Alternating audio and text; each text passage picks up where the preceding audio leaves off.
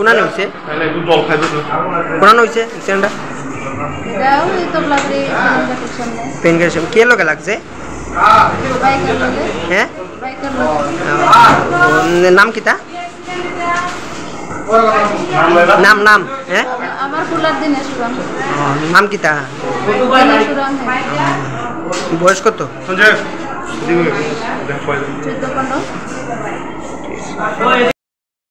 তবলাবাড়িতে একটা বাইকে অ্যাক্সিডেন্ট হয়েছে খবর পাইছে আমরা গেছি তারপরে পাইছি দুজনই নাম কিটা ওনার